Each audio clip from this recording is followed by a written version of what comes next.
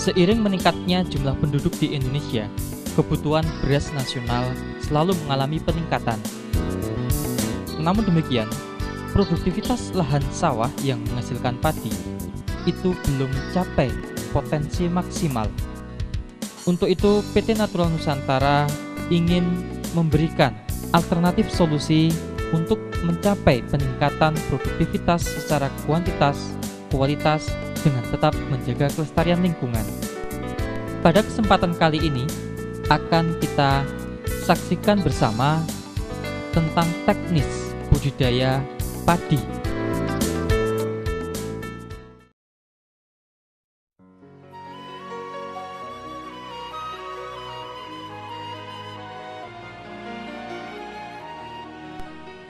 Sebagai persiapan awal, kita siapkan pembuatan persemaian. Untuk membuat persemaian dapat digunakan dengan cara menghitung perbandingan luas tanah untuk pembenihan dengan lahan tanam, yaitu 3:10. Artinya bila sawah seluas 1000 meter persegi, maka bagian sawah untuk persemaian dibutuhkan cukup sekitar 3,5 meter persegi.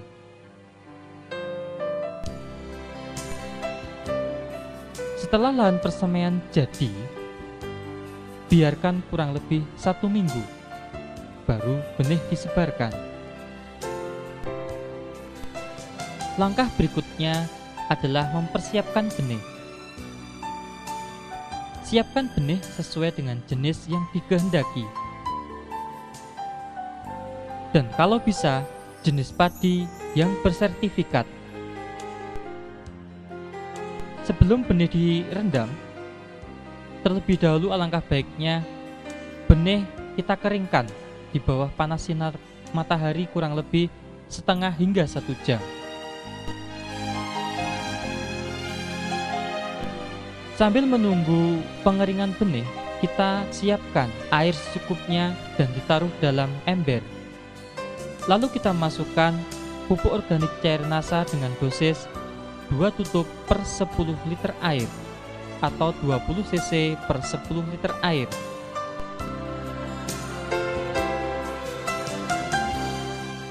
Kemudian masukkan benih yang telah dijemur tadi ke dalam ember atau drum yang telah berisi campuran larutan pupuk organik cair NASA.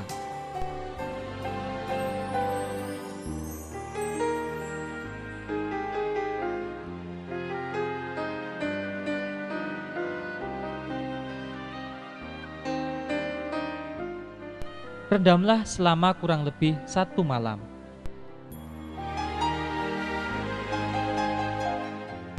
Setelah direndam selama 1 malam, lalu benih ditiriskan dan masukkan ke dalam karung atau bahan lain yang lembab.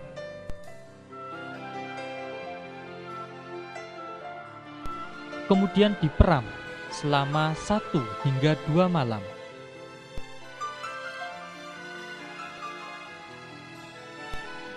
Atau salah satu ciri benih siap disemai adalah sudah berkecambah kurang lebih setengah hingga 1 cm.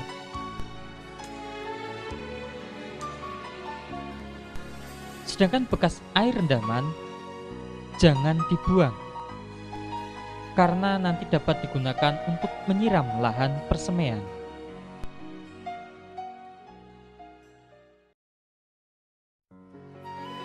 Sebelum benih disebar, lahan persemaian disiram dulu dengan bekas air perendaman benih.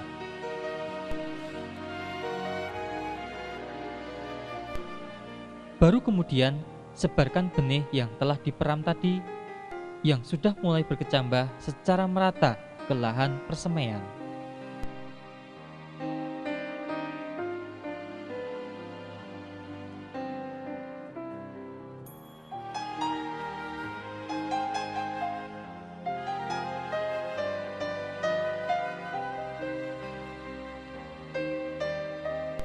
Dan akan lebih baik jika benih yang sudah disemai segera ditutup dengan jerami padi atau bahan lain seperti daun kelapa, daun pisang, kurang lebih selama 3 hingga 5 hari.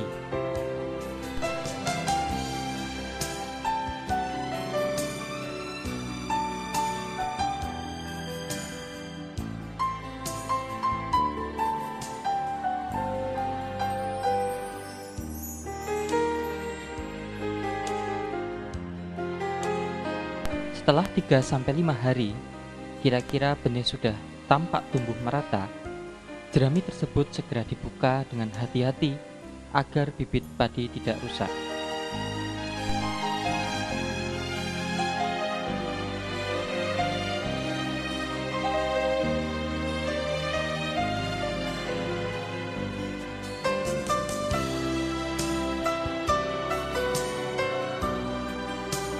Bibit yang sudah tumbuh di persemaian, dalam pemeliharaannya disemprot dengan pupuk organik cair NASA dengan dosis 2 tutup atau 20 cc per tangki pada umur 7 hari dan 14 hari setelah semai.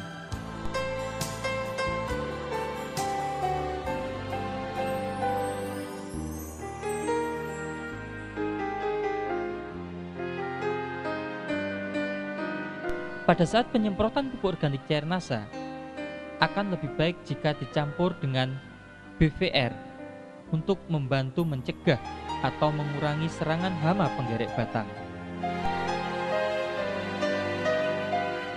Setelah kita lakukan proses pembibitan, kita juga sekaligus dapat melakukan pengolahan tanah. Prinsip pengolahan tanah adalah pembalikan dan pemecahan bongkah-bongkah tanah sawah agar sirkulasi air dan udara di dalam tanah itu berjalan lebih baik. Pengolahan lahan tahap pertama adalah pembajakan. Pembajakan dapat menggunakan traktor atau dengan cara tradisional yaitu menggunakan cangkul ataupun dengan menggunakan tenaga hewan ternak seperti kerbau dan sapi. Tujuan pembajakan adalah untuk pembalikan tanah sekaligus mengendalikan gulma sehingga tanaman pengganggu dan biji-bijian dari rumput-rumput liar akan terbenam dan terurai. Selanjutnya, diamkan kurang lebih 1 minggu. Setelah waktu 1 minggu, baru dilakukan pemupukan dasar. Pupuk dasar berupa NPK, dolomit, dan juga supernasa dapat diberikan dengan beberapa alternatif waktu. Yang dimaksud adalah NPK, dolomit, dan supernasa sebagai pupuk dasar dapat diberikan pada saat sebelum dilakukan pembajakan pertama, dapat juga diberikan setelah pembajakan pertama, namun dapat juga diberikan pada saat sebelum tanam setelah lahan digaru dan sudah diratakan. Tentang dosis pupuk dapat kita lihat pada penampilan tabel pupuk sebagai berikut. Ada 3 tabel jenis dan dosis pemupukan. Tabel pertama merupakan dosis pupuk dengan potensi hasil panen mencapai 1 hingga 1,2 ton per 1000 meter persegi gabah kering panen. Pada tabel pertama, urea sebanyak 18 kg per 1000 meter persegi, ZA 2 kg per 1000 meter persegi, SP36 12,5 kg per 1000 meter persegi, KCL 10 kg per 1000 meter persegi. Sedangkan dolomit adalah 25 kg per 1000 meter persegi. Tabel kedua yaitu dosis pupuk dengan potensi hasilnya 0,8 hingga 1 ton per 1000 meter persegi gabah kering panen.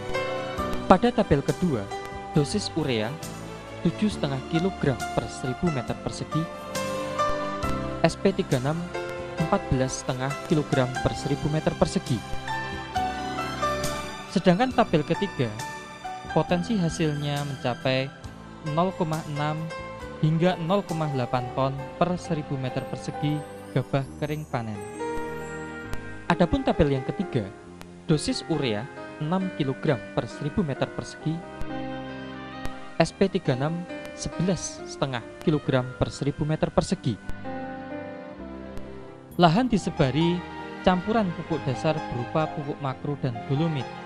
Khusus untuk TSP atau SP36 dan dolomit atau kapur pertanian, sebaiknya diberikan semuanya atau 100% sebagai pupuk dasar, artinya tidak untuk pupuk susulan. Kami tegaskan bahwa jenis dan dosis pupuk tersebut merupakan pendekatan atau hanya sekedar untuk referensi atau acuan. Artinya dosis pupuk yang ada dalam tabel tersebut tidak berlaku mutlak atau sama untuk semua tempat atau wilayah. Karena jenis dan dosis pemupukan berhubungan erat dengan jenis atau tipe tanah dan juga iklim di wilayah bersangkutan. Setelah dilakukan penebaran pupuk makro, selanjutnya Supernasa yang telah dicampur air disiramkan merata ke permukaan tanah. Adapun beberapa peran pupuk organik padat Supernasa terhadap perbaikan lingkungan tanah atau kondisi tanah antara lain: pertama, pupuk organik padat Supernasa dapat memberikan tambahan unsur hara atau nutrisi tanaman secara lengkap, yaitu sekitar 60 hingga 90 jenis unsur yang dibutuhkan tanaman. Hal ini mengingat bahan baku Supernasa adalah bahan-bahan alami yang mengandung unsur antara 60 hingga 90 jenis.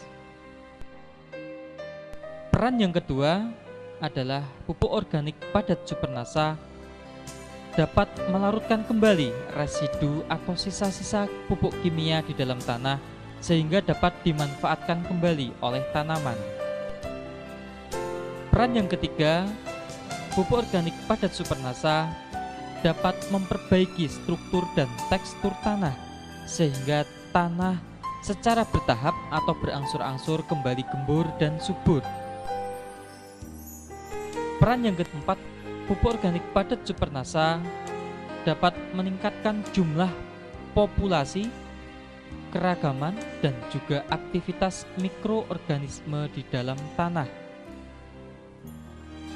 Dengan adanya peningkatan populasi, keragaman, dan juga aktivitas mikroorganisme di dalam tanah, maka tanah akan menjadi lebih gembur. Peran yang kelima, pupuk organik padat Supernasa dapat membantu menstabilkan pH tanah sesuai dengan kebutuhan tanaman. Peran yang keenam, bahwa pupuk organik padat Supernasa dapat memberikan tambahan zat perangsang tumbuh alami atau hormon tumbuh alami bagi tanaman berupa hormon alami auksin, giberelin, dan sitokinin.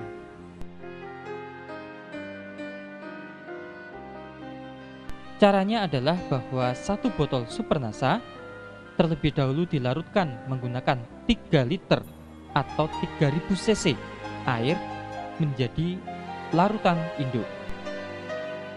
Dari larutan induk tersebut kita ambil 200 hingga 300 cc, kurang lebih 1 gelas biasa. Kemudian kita encerkan dengan 50 liter air. Setelah kita aduk, barulah kita siramkan merata ke permukaan lahan. Selama pemupukan dasar hingga nanti fase tanam, masukkan air secukupnya, jangan sampai melimpah ruah sehingga mengalir keluar dari lahan kita. Setelah kita lakukan pemupukan dasar dan juga penyiraman Supernasa, kemudian kita lakukan penggaruan atau garu. Tujuan penggaruan adalah agar tanah menjadi rata dan rerumputan yang masih tertinggal dapat terbenam ke dalam tanah. Tanah yang sudah digaru dibiarkan selama 4 hari. Setelah tanah sudah menjadi lumpur halus dan pupuk dasar maupun Supernasa sudah menyatu dengan tanah atau bereaksi dengan tanah, baru lahan siap ditanami.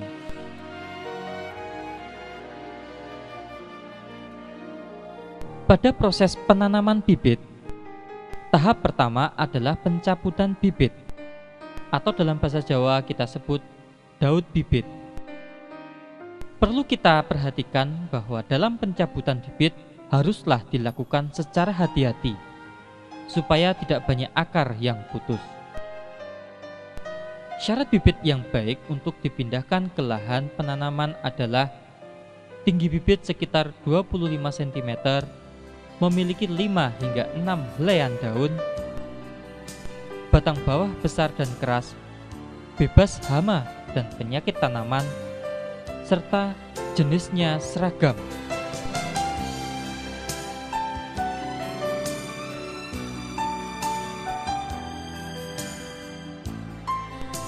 Umur bibit yang baik untuk pindah tanam tergantung varietasnya.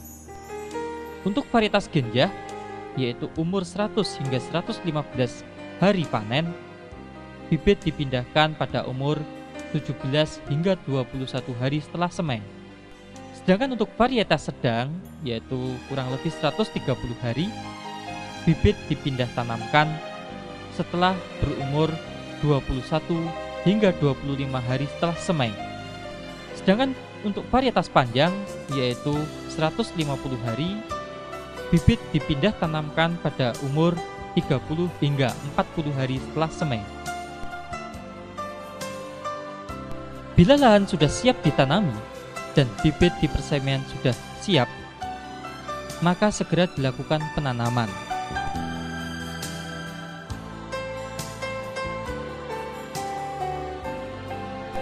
Jarak tanam yang digunakan antara lain adalah 25 kali 25 cm atau 30 kali 30 cm. Dengan jumlah bibit yang dimasukkan ke dalam setiap rumpun adalah cukup 2 hingga 3 bibit per rumpun. Pada saat penanaman juga perlu kita perhatikan kedalaman tanam. Umumnya, sebagian besar petani di Indonesia kurang memperhatikan kedalaman bibit atau kedalaman tanam. Kedalaman yang sering digunakan hanya didasarkan pengalaman selama bertahun-tahun jadi petani atau berdasarkan naluri. Bibit yang terlalu dalam dibenamkan atau ditanam akan berakibat pada berkurangnya jumlah anakan tanaman. Ini terjadi karena semakin dalam pembenaman bibit, maka akan semakin kurang suhu tanah, sehingga mata tunas yang ada di bagian bawah bibit tidak akan memperoleh rangsangan untuk membentuk anakan.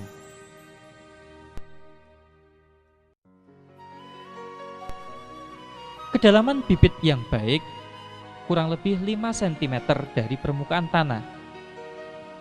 Tetapi karena prakteknya yang sulit, maka sebagai acuan atau sebagai pedoman bahwa bibit dibenamkan sekitar 2 buku atau 2 ruas jari tangan orang dewasa.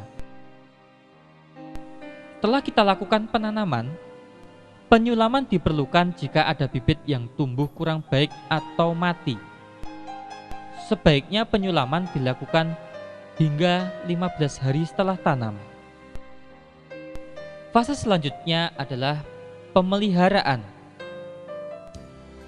Pemeliharaan meliputi antara lain adalah pemupukan susulan. Pemupukan susulan untuk pupuk makro diberikan pada umur 25 hari setelah tanam dan umur 45 hari setelah tanam. Pada umur 25 hari, pemupukan susulan pertama bisa kita lihat pada tabel pertama, urea sebanyak 36 kg per 1000 meter persegi, set A 3,5 kg per 1000 meter persegi, dan KCl 10 kg per 1000 meter persegi. Pada pemupukan susulan kedua, yaitu pada umur 45 hari, pada tabel pertama, urea 18 kg per 1000 meter persegi, set A 2 kg per 1000 meter persegi, dan KCl 20 kg per 1000 meter persegi.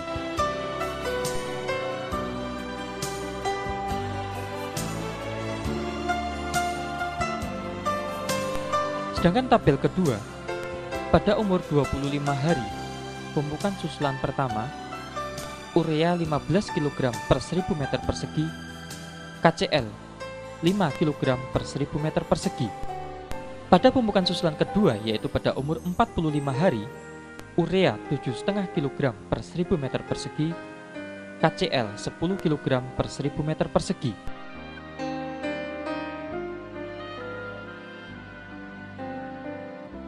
Pada tabel ketiga, pada umur 25 hari, pemupukan susulan pertama, urea 10,5 kg per 1000 meter persegi, KCl 4 kg per 1000 meter persegi. Pada pemupukan susulan kedua, yaitu pada umur 45 hari, urea 6 kg per 1000 meter persegi, KCl 7,5 kg per 1000 meter persegi.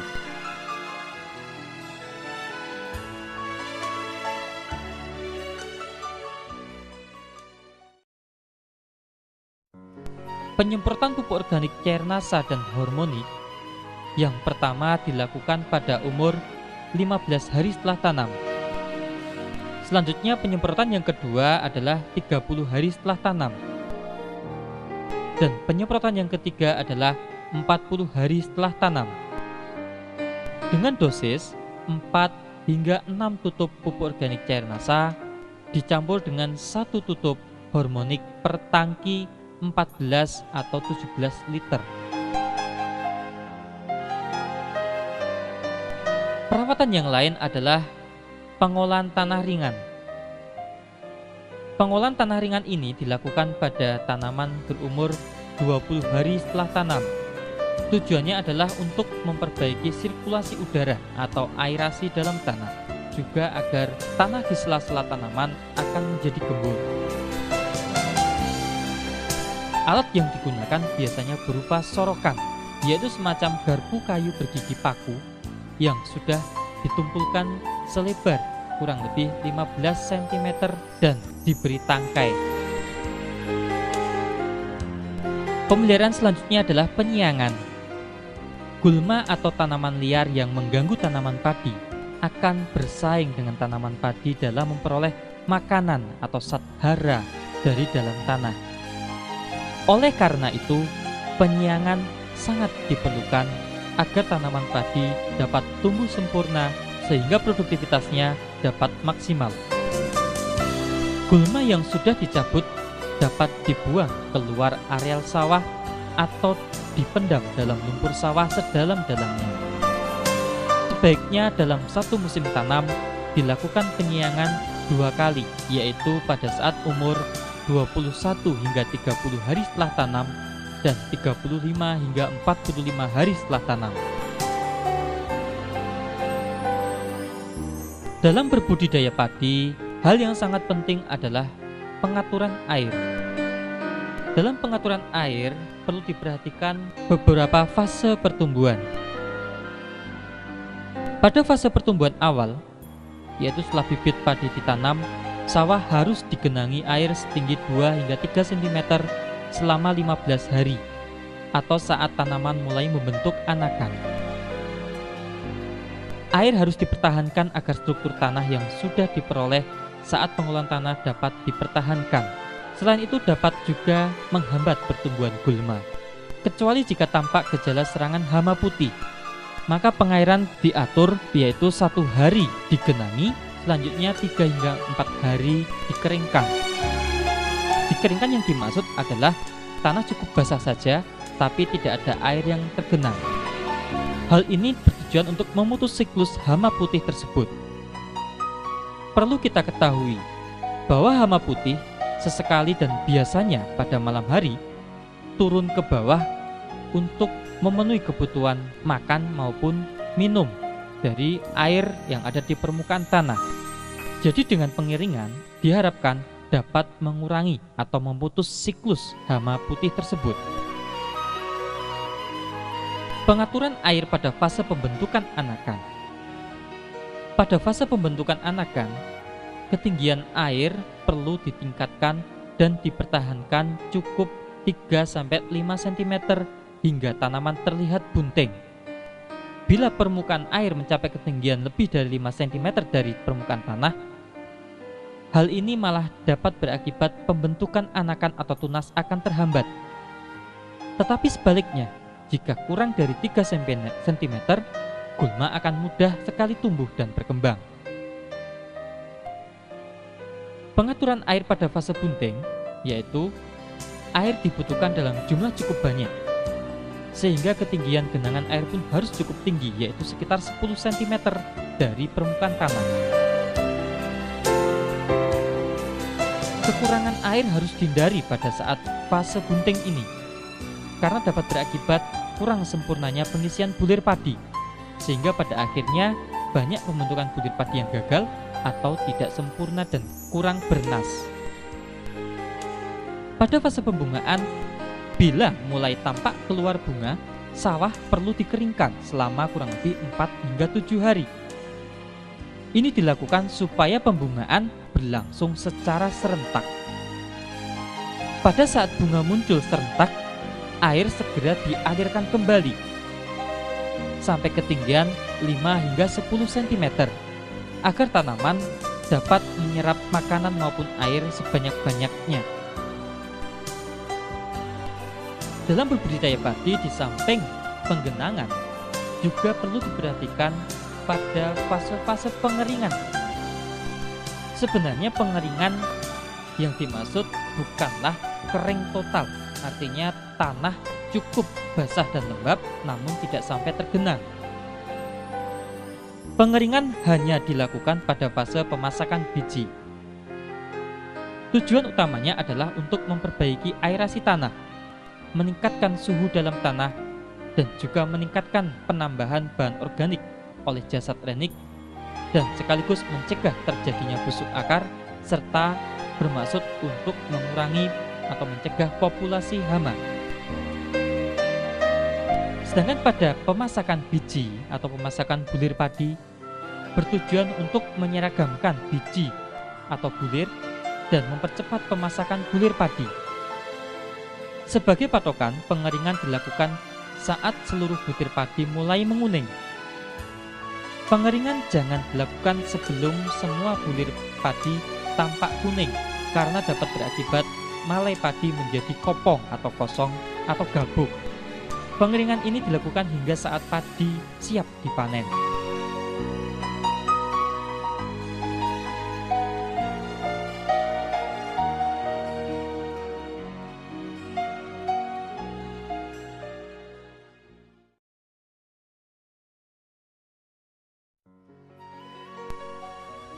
Dalam budidaya tanaman padi, tindakan pencegahan serangan hama dan penyakit tentunya lebih baik daripada tindakan pengobatan. Untuk itu perlu dilakukan pengamatan secara cermat dan teratur. Paling tidak pengamatan dilakukan setiap 2 hari sekali atau setidaknya 1 minggu sekali.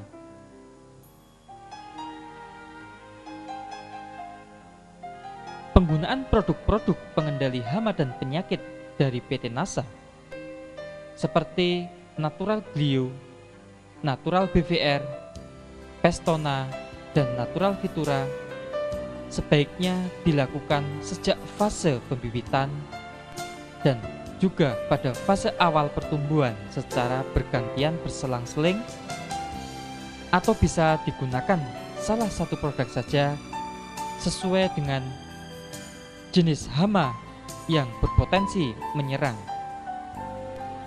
Akan lebih baik jika Natural Glio, Natural BVR, Natural Vitura maupun Pestona diberikan secara teratur 1-2 minggu sekali berdasarkan jenis hama atau penyakit yang biasanya berpotensi menyerang tanaman padi di wilayah atau lahan yang bersangkutan.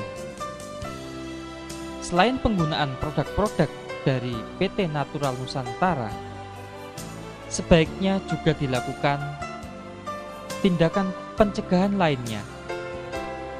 Tindakan pencegahan serangan hama dan penyakit tanaman padi juga dapat dilakukan dengan beberapa cara. Misalnya dengan pengaturan rotasi tanaman dan juga rotasi varietas tanaman padi. Dengan pengolahan tanah yang baik, pengaturan jarak tanam, penyiangan secara teratur, kemudian dengan pengelolaan air,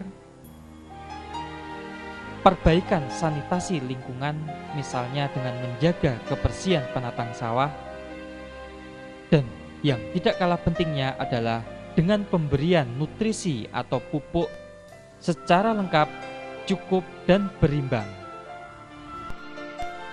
Adapun beberapa hama dan penyakit yang sering dijumpai menyerang tanaman padi, di antaranya adalah yang pertama adalah hama putih palsu. Hama putih palsu biasanya menyerang sejak awal pembibitan.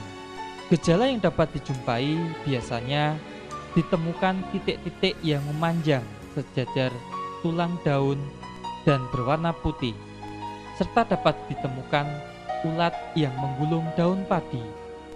Untuk pencegahan ataupun pengendalian, sebaiknya menggunakan natural BVR sejak pada fase pembibitan untuk mencegah atau bahkan mengurangi meluasnya ancaman serangan, dan juga dengan cara pengaturan air yang baik seperti yang sudah dijelaskan pada fase pengelolaan air.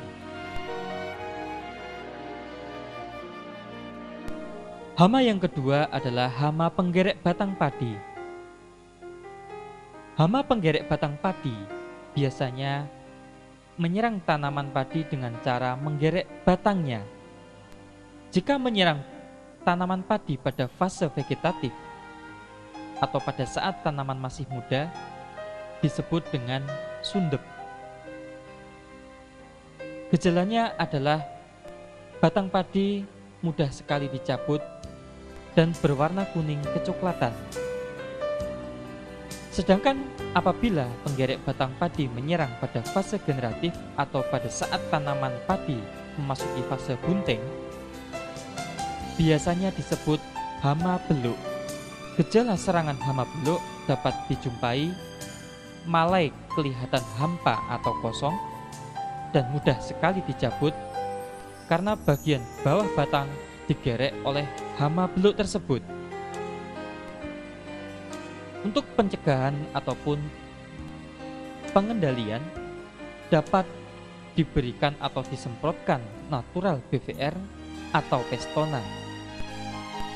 Natural BVR ataupun Pestona dapat digunakan salah satu saja atau juga dapat diberikan kedua-duanya dengan cara berselang-seling. Misalnya, minggu ini disemprotkan natural BVR, 1 atau 2 minggu kemudian disemprotkan Pestona, selanjutnya 1 atau 2 minggu berikutnya disemprotkan BVR lagi, dan seterusnya. Hama yang ketiga adalah hama wereng. Hama wereng menyerang dengan cara mengisap cairan batang padi. Dan hama wereng juga dapat menularkan virus. Untuk melakukan pencegahan atau penanggulangan dapat dilakukan rotasi varietas dan juga rotasi tanaman. Dalam pengendalian hama wereng, penggunaan pestisida kimia haruslah cara hati-hati atau bijaksana. Karena penggunaan pestisida kimia yang terlalu sering dapat menimbulkan wereng menjadi resisten. Selain resisten, hama wereng juga bisa mengalami perubahan genetik. Untuk itu, penggunaan natural BVR dan Pestona merupakan cara yang sangat tepat untuk mengendalikan hama wereng, karena natural BVR dan Pestona merupakan bahan-bahan pengendali wereng yang bersifat alami. Pada saat penyemprotan natural BVR ataupun Pestona, sebaiknya perlu memperhatikan hal-hal berikut. Misalnya, natural BVR dan Pestona dilakukan pada saat fase-fase telur baru menetas atau pada saat wereng muda atau nimfa lebih banyak dari wereng dewasa, Penyemprotan natural BVR dan Pestona disemprotkan mengenai sasaran pada pangkal batang karena disitulah tempat yang sangat disukai oleh hama wereng.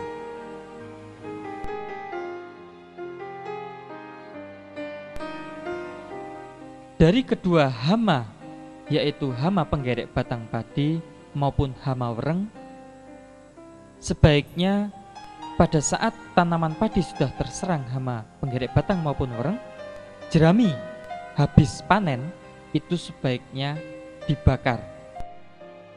Serta perlu dilakukan pengelolaan air dan pengelolaan tanah dengan baik dan benar.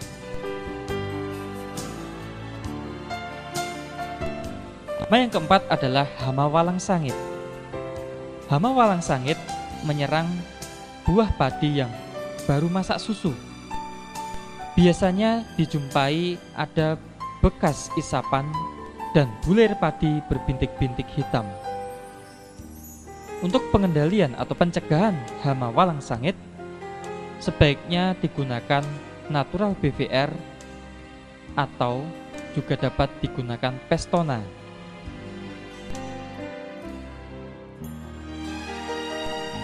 Di samping hama-hama tersebut tadi, kita juga perlu mewaspadai adanya ancaman hama lainnya seperti hama tikus maupun hama burung yang biasa menyerang tanaman padi secara tiba-tiba dan sehingga bisa menyebabkan kegagalan panen. Khususnya hama tikus dapat dilakukan penyebaran atau penebaran musuh alami tikus seperti burung hantu, ular, anjing, maupun kucing. Serta dapat juga dilakukan pembersihan pematang sawah atau sanitasi yang baik. Pada saat habis panen sebaiknya dilakukan gropioan atau memburu tikus secara beramai-ramai. Sedangkan untuk hama burung, cara yang sementara bisa dilakukan adalah dengan cara memasang boneka sawah atau boneka yang mirip orang-orangan yang dipasang di tengah-tengah hamparan padi atau di sekeliling pematang sawah.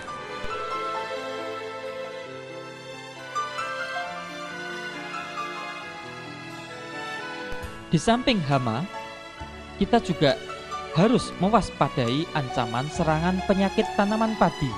Penyakit-penyakit tanaman padi yang perlu diwaspadai antara lain penyakit yang disebabkan oleh jamur, diantaranya adalah penyakit blas yang disebabkan oleh jamur Pyricularia oryzae, serta juga penyakit yang disebabkan oleh jamur Fusarium. Di samping itu yang juga perlu diperhatikan adanya ancaman penyakit yang disebabkan oleh bakteri Xanthomonas campestris, seperti penyakit kresek atau kresek atau penyakit hawar daun. Untuk mencegah serangan penyakit tersebut, sebaiknya diberikan nutrisi yang lengkap, cukup, dan berimbang sejak pada awal tanam. Di samping itu, harus diberikan pencegahan dengan pemberian natural glio pada saat sebelum tanam. Harus diwaspadai juga adanya ancaman penyakit tungro yang sudah terbukti sangat membahayakan pada tanaman padi. Penyakit tungro disebabkan oleh virus yang ditularkan oleh wereng hijau. Di samping penyakit tungro juga perlu diwaspadai penyakit kerdil yang disebabkan juga oleh virus, namun hama perantaranya berupa wereng coklat. Hal yang sangat penting dilakukan adalah melakukan rotasi tanaman atau rotasi varietas, pemberian nutrisi yang lengkap, cukup, dan berimbang, serta sistem tanam serempak, Dan yang terpenting mengendalikan vektornya atau hama perantara, yaitu dengan pemberian natural BPR atau Pestona yang dapat diberikan salah satu saja atau kedua-duanya secara berselang-seling 1 atau 2 minggu sekali.